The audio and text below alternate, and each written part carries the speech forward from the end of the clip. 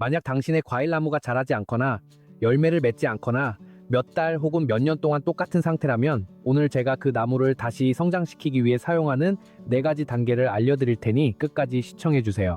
대부분의 사람들은 물이나 비료를 더 주는 것이 해결책이라고 생각하지만 보통 문제는 거기에 있지 않습니다. 그래서 오늘 제가 이 문제를 어떻게 해결하는지 정확히 알려드리겠습니다. 첫 번째 단계부터 시작하겠습니다. 첫 번째 단계는 주로 토양이 매우 단단한 분들을 위해 고안된 것으로 이는 수개월 또는 수년 동안 자라지 않은 과수에서 가장 흔한 문제 중 하나입니다. 시간이 점차 흐르게 되면서 얕은 관수나 사람들의 빈번한 통행, 내리는 비, 그리고 심지어 토양 자체가 가진 고유한 특성들과 같은 여러 요인들까지도 흙을 점점 더 딱딱하게 굳어지며 매우 조밀한 상태로 만듭니다.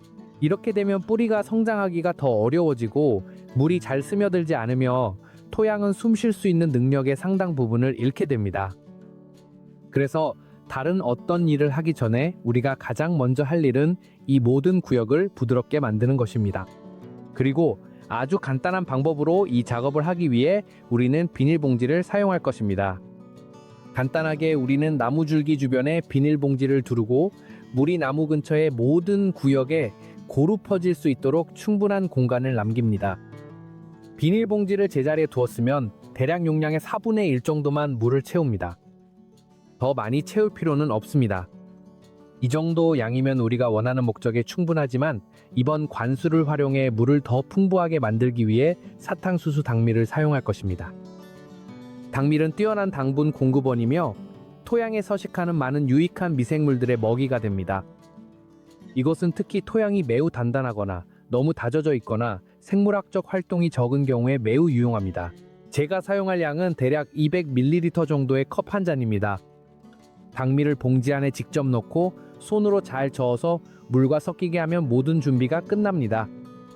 이제 중요한 부분이 옵니다. 포크를 이용해서 봉지의 바닥 부분에 여러 개의 구멍을 뚫어줍니다. 우리가 원하는 것은 물이 아주 천천히 나오게 하는 것입니다. 몇 분 만에 다 비워지길 원하는 것이 아니라 물이 조금씩 배어나와서 땅이 그 습기를 모두 흡수할 수 있도록 시간을 주는 것입니다. 그리고 한 가지를 주목하세요. 대부분의 사람들은 몇 분 동안 호스로 물을 주고 나면 물이 모든 곳에 도달했다고 생각하지만 실제로는 그렇지 않은 경우가 많습니다.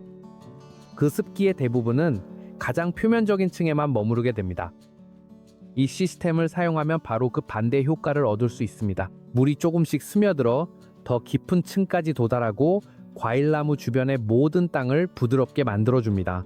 사실 며칠 동안 비가 내린 후에 나무들이 눈에 띄게 변하는 것을 분명히 본 적이 있을 거예요. 더 많이 자라고 더 건강해 보이며 새로운 싹이 트기 시작하죠.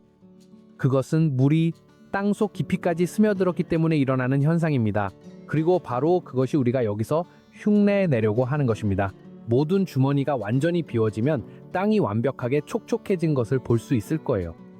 이제 비록 흙이 훨씬 더 부드러워졌지만 여전히 단단하게 뭉쳐져 있습니다. 바로 그렇기 때문에 다음 단계가 필요한데 이제 이 모든 구역을 부드럽게 만들었으니 훨씬 더 효율적으로 작업할 수 있게 되었습니다. 그럼 두 번째 방법으로 넘어가겠습니다. 이 단계에서는 정원용 포크를 사용할 거예요. 이 도구는 매우 저렴하고 쉽게 구할 수 있으며 이런 작업에 완벽하게 적합합니다. 중요하게 짚고 넘어가고 싶은 점이 하나 있습니다.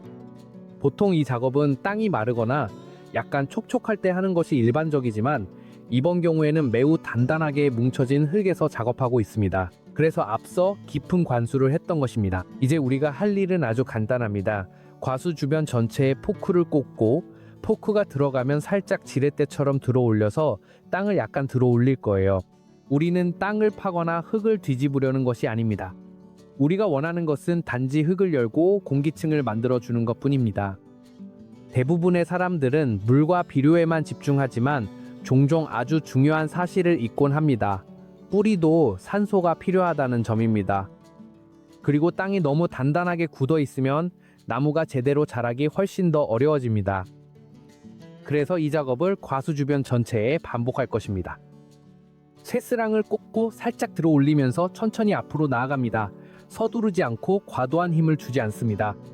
이렇게 작업을 진행하면서 우리는 공기, 물, 그리고 토양 내의 모든 생물학적 활동이 훨씬 더 잘 순환할 수 있는 작은 통로들을 만들어주게 됩니다.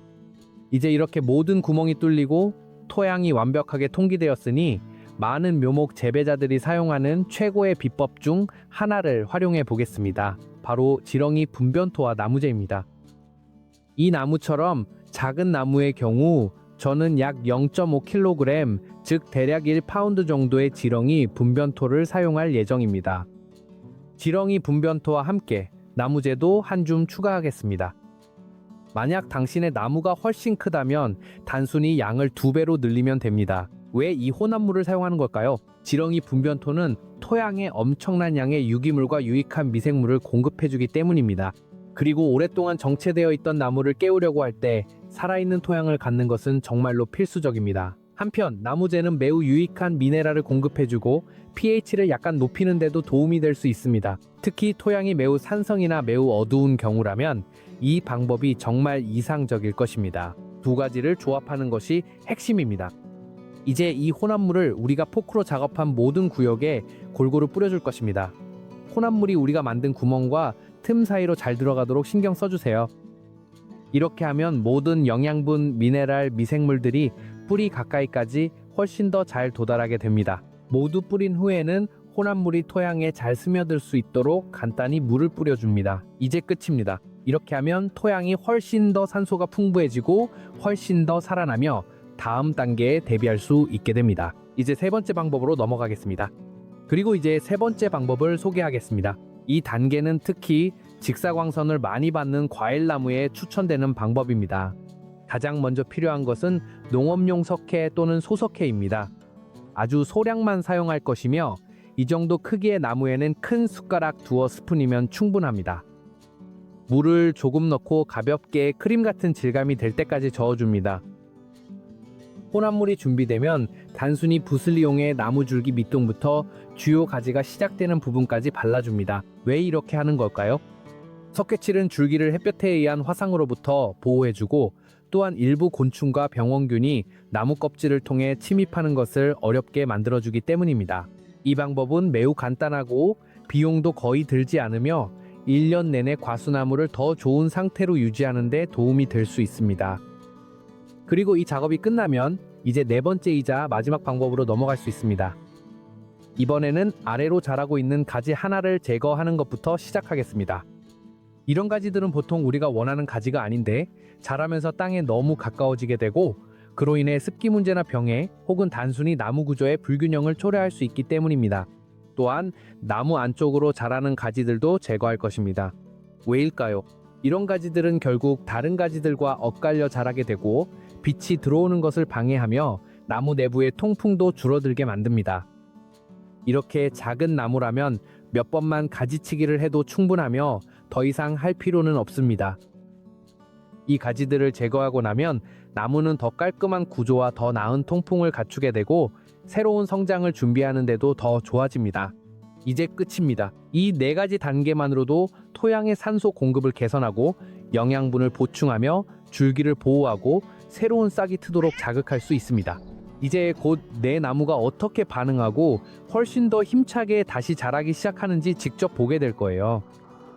이 영상이 마음에 드셨길 바라며 만약 그렇다면 좋아요를 눌러주시고 아직 구독하지 않으셨다면 채널 구독도 부탁드려요. 그리고 댓글로 어디에서 시청하고 계신지 어떤 과일나무에 이 네 가지 단계를 적용해 볼 계획이신지도 알려주세요.